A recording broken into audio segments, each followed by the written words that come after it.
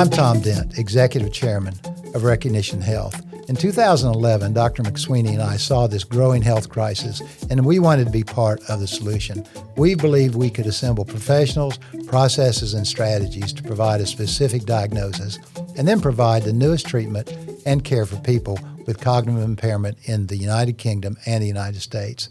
Recognizing the phenomenal progress in research and development over the last decade affecting the brain and mind across 10 of our specialty centers, again in the U.S. and U.K., we're providing real hope to those suffering from these conditions. So, Emer, I'm back in London with you. It's great to be doing this podcast here live and local in your hometown. And today we're going to talk about this newly announced blood test that I understand the U.S. Food and Drug Administration has now cleared. And am I right that this is the first one of these blood tests that has been approved by FDA and is out on the market now? Yeah, this is really important and very interesting. And it's the first one that has been approved by FDA for use in clinical practice. And it looks at the ratio between A-beta amyloid 42 and A-beta amyloid 40, which we're going to explain. I was going to say, you'll have to explain all that. Yeah, okay. That's just a bunch of names and numbers. Right. So the first thing to say is that the problem with Alzheimer's disease is the abnormal build-up of this amyloid protein. And there's two key types of the amyloid fragment. There's the A-beta 42 fragment and the A-beta 40. And the A-beta 42 gets tangled up inside these amyloid plaques, and it's the amyloid plaques that get dumped down on top of our precious cognitive brain cells. And if a lot of the A42 has been trapped in these amyloid plaques, then your A-beta A42 versus 40 level will fall. So your ratio of the 42 over 40 will drop. And if you have a low ratio, that's an indication that you've got amyloid plaques because it's been trapping your A42. And are there special people that know how to read that, translate that, communicate that to patients? Because most of us just want to know what the situation is without all the detailed technical descriptions. So in terms of having the blood test, it's a simple blood test, and the result will come back, and there's a normal range. And if you come back below the normal range for that ratio, for that 42-40 ratio, that is a strong indicator that you have high abnormal amyloid accumulation in the brain, which is the hallmark for Alzheimer's disease. So that's why we call it a biomarker for Alzheimer's disease. But obviously, this is something that needs to be done in correlation with somebody complaining of cognitive symptoms. So again, the typical symptoms that you might get. So before you go there, explain the difference between the blood test and the other testing that goes on, whether it's PET or MRI. Do they both need to be done? Are they both equal in terms of diagnostic capabilities? Or explain all that to us. Okay. So I'm just going to preface this by saying, which we've said before in our podcast, Alzheimer's disease is a pandemic. And for a pandemic, for high accuracy and incidence of diagnosis, you need a ubiquitous test that can be easily deployed and is relatively inexpensive. So that's why this is such an important breakthrough. Now, this test, actually, the A-beta 42-40 ratio, that test was first developed in the measurement in spinal fluid. So a lumbar puncture, take the spinal fluid and then measure it in the spinal fluid. And what we've known for some time, and we've certainly been using it in clinical trials for these new Alzheimer's drugs and for diagnosis, is that it's been possible to get fairly high accuracy when you look at that ratio in the CSF. But the big breakthrough now is being able to do this on a blood test. The other tests that people do to diagnose Alzheimer's disease, well, first the cognitive assessments, but they're not diagnostic. They will just give you an indication that maybe we need to be worried that you have an underlying cause for your cognitive decline. And as we all get older, the most common cause is Alzheimer's. The other tests or the other key test is something called a PET amyloid scan. A PET amyloid scan essentially uses radioactivity. It uses a radionucleotide that is given, connects to a little molecule. You're given that as an injection just in your vein, in your arm. It goes up goes across the blood-brain barrier and into the brain.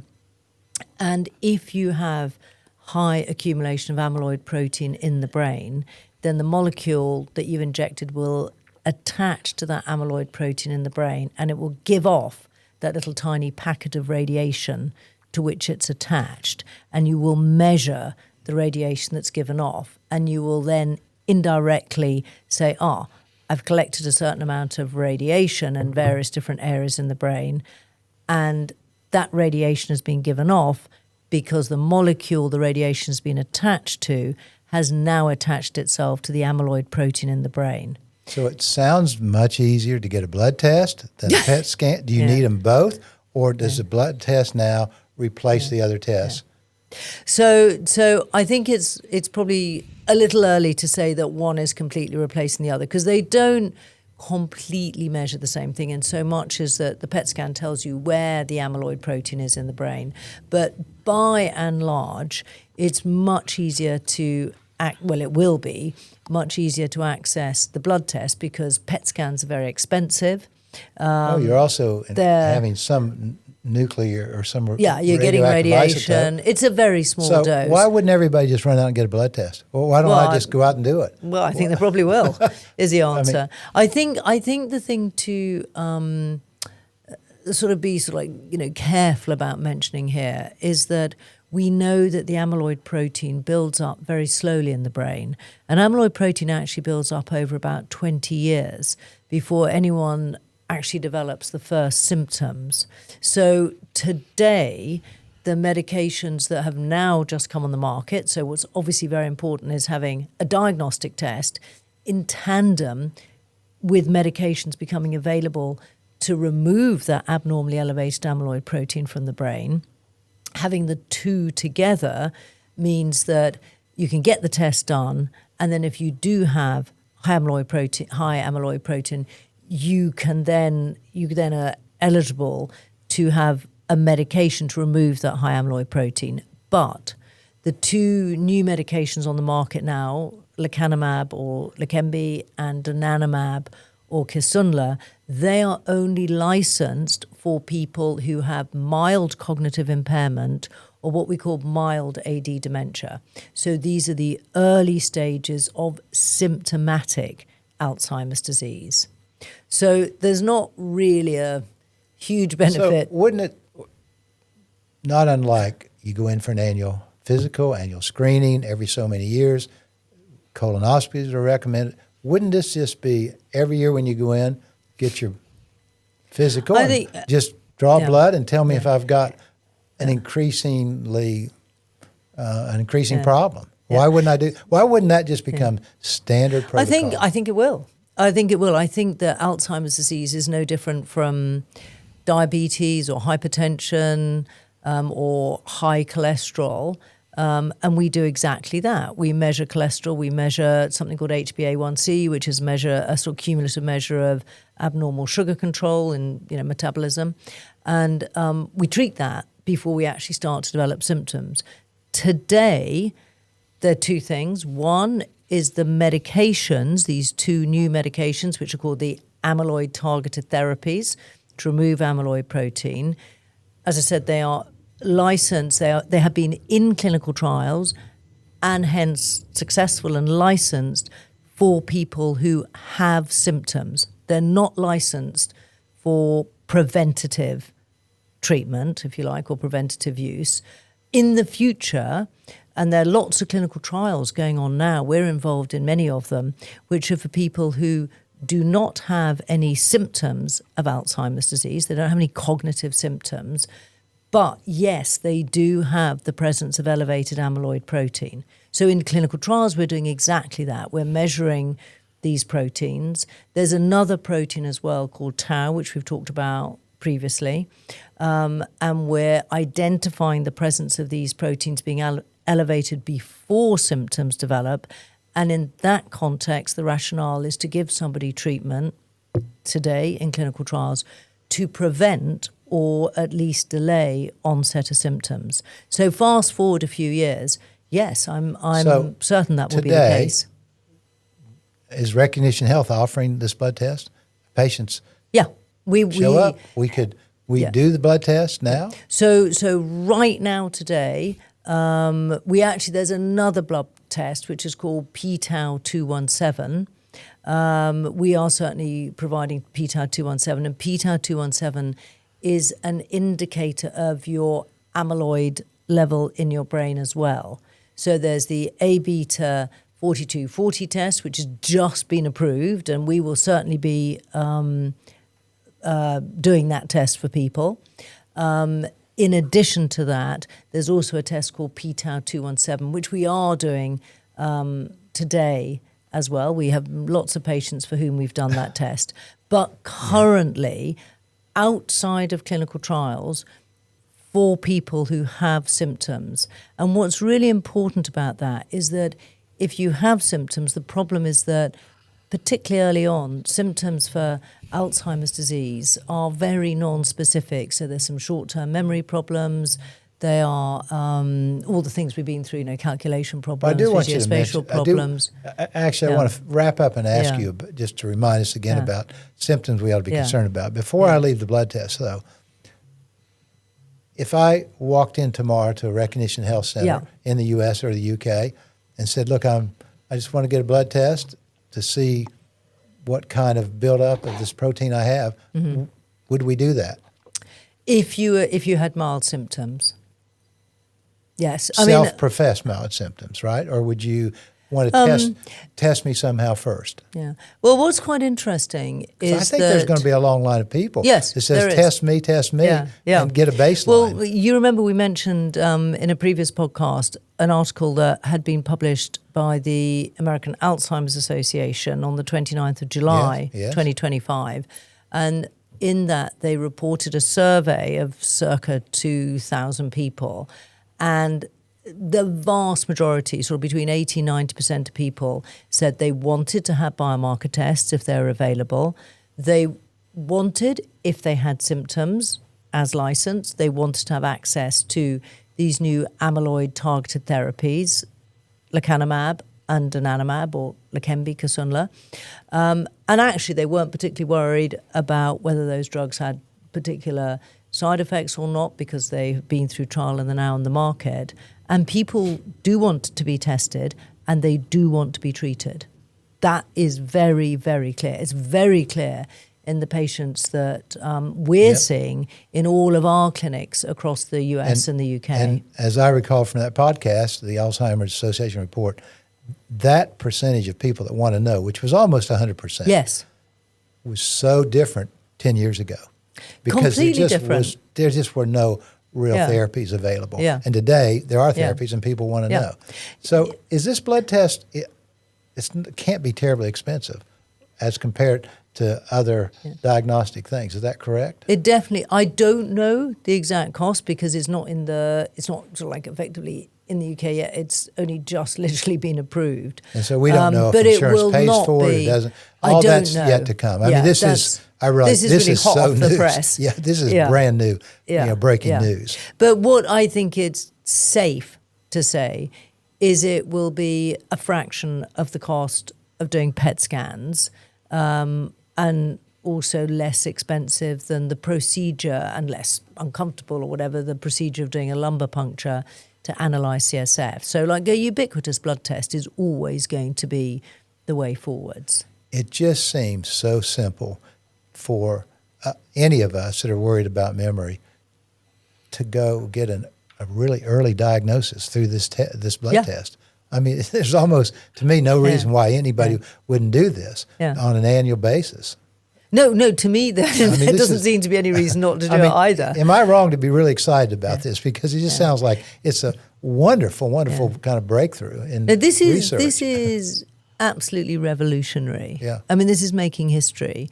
And this is a disease, Alzheimer's is a disease that everybody is terrified of. In fact, there have been numerous surveys which have demonstrated that people, particularly over 50, are more worried about getting Alzheimer's disease than heart disease, stroke, and cancer all put together.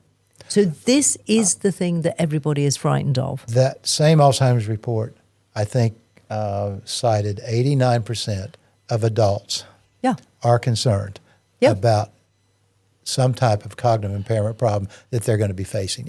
Again, I think all of us are so close to somebody that we know, a family, a colleague, a neighbor, that has suffered from Alzheimer's. We're all just 1 degree away from somebody. I think the other thing too, that it's something that the symptoms develop very slowly, and so often, and particularly because there are no biomarker, well, there aren't now, but because there have not been for such a long time in the past, people were usually, their symptoms were quite advanced by the time they presented, and it's like it's a very, very unpleasant disease. And anyone who has lived with anyone who has suffered from this will be 100% aware of that. And how early in age should people start to be concerned? 60s, 50s, 40s, 70s? I mean, at what point? Yeah. Well, I mean, so I'm going to answer that in two ways. The first I'm going to answer directly, which is, for example, in clinical trials, most of the clinical trials are for people from age 55 up, sometimes from 50 up. And if I said to you that these are the people who are symptomatic and the disease starts to develop in the brain for about 20 years before you start to develop symptoms. So I think in the future, probably everybody will be tested around the age of sort of like 40, 45 to see if you're starting to develop an accumulation of, amyloid and then tau just like protein. cholesterol testing. It's exactly the same. I It's no different at all. In fact, it's actually the perfect disease to treat because you have this long period of warning when you're completely asymptomatic, when you can actually treat it. So again, the same as doing a colonoscopy to see if you've got non-cancerous polyps in the colon and removing those, or measuring PSA for prostate cancer. There's so many examples. Obviously prevention is always better than cure. But I want to not jump the gun too much in so much as that today there are 2 amyloid-targeted therapies. These are disease-modifying medications. They're treating the underlying cause of Alzheimer's disease. They are successfully removing the amyloid protein, and that correlates with slowing a progression of symptoms. And the earlier you take either of those treatments, either Leqembi or Kisunla, the better in terms of the greater the degree of slowing a progression of your symptoms. So early action is essential, and accurate diagnosis is also essential. And the only way you can make an accurate diagnosis very early is through the use of biomarkers. And that is why the FDA approval of this new test, the Lumipulse A-beta 4240 test, is so significant.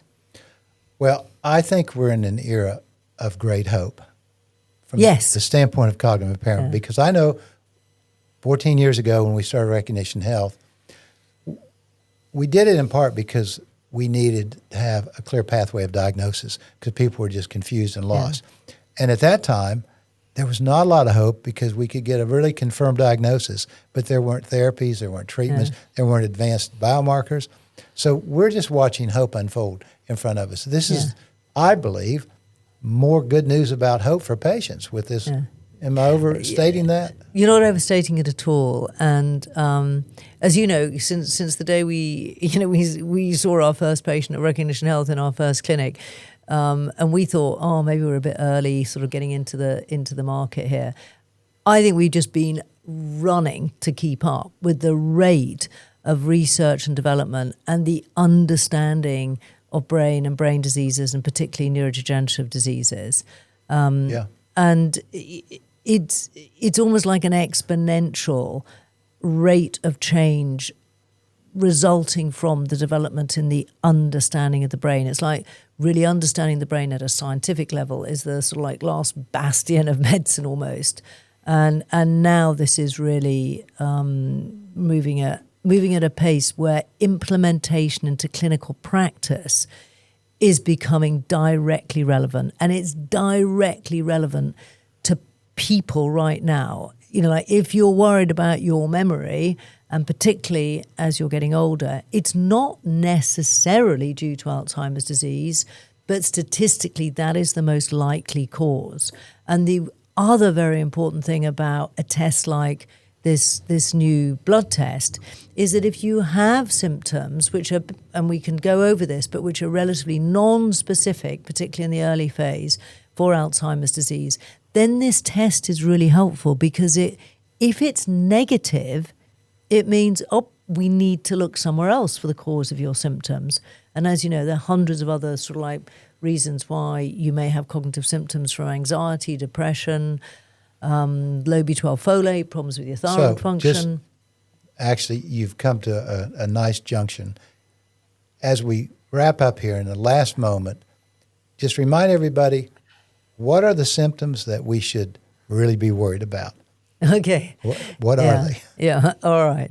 So with Alzheimer's disease, the most characteristic, but not always presenting symptom is problems with short-term memory. So the memories that went in first, they're the last ones to come out. So people can remember everything they did as a child, as a young adult, etc. They remember all of that, but they can't remember what they had for breakfast or what they did yesterday. So it's short-term memory. Difficulty maybe, you're reading a book and you put it down and you have to reread it to remember the story. You're watching maybe a Netflix series and you can't remember what happened in the previous episode. You forget details of recent events and conversations. These are the short-term memory things. You have to make lists. You start repeating yourself without realizing. But there are lots of other cognitive domains. So there's concentration, there's calculation ability, facility with numbers. There's facility with words and language. So your vocabulary starts to shrink. And instead of using a specific word like microphone, you say the thing that you use for speaking. Visuospatial, this is where you suddenly have difficulty finding things that are right in front of you. You can't see things in front of you. You look in the fridge for the milk and you can't see it. And someone says, well, it's just there. You go, oh, yeah, now I can see it. Or getting lost in a familiar environment. Another one is what we call all our higher mental activity. So planning, sequencing, thought processing, holding things in your head so that you can sort stuff out in your brain and make decisions. And then the other part, which is quite interesting, is a lot of people notice what you might call subtle behavioral changes.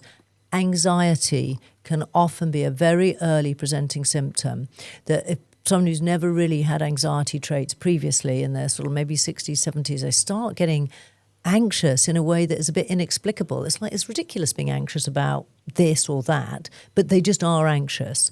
And then the other one are just behavioral changes where people will note that they're getting maybe more socially withdrawn, or they get angry more easily, or they're more gregarious than they used to be. Just these subtle changes in behavior.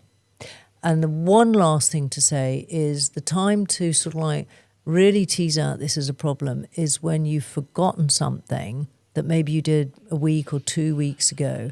And someone says, you must remember that. We were doing this and that and the other at the same time. And it's just gone. You can't recall it. So regardless of being given cues, you just cannot bring that memory back.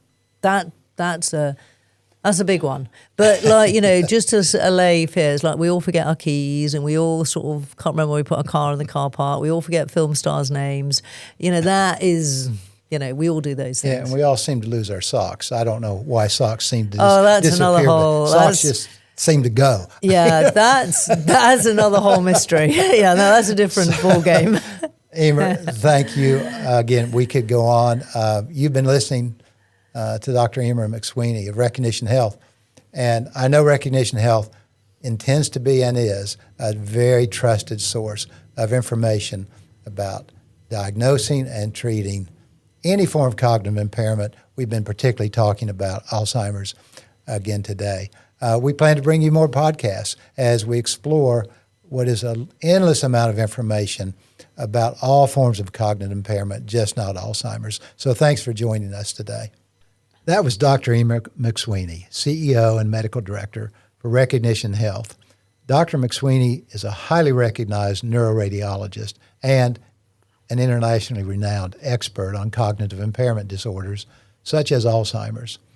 And I'm very happy to say she's both a family friend, colleague, and a co-founder with me of Recognition Health.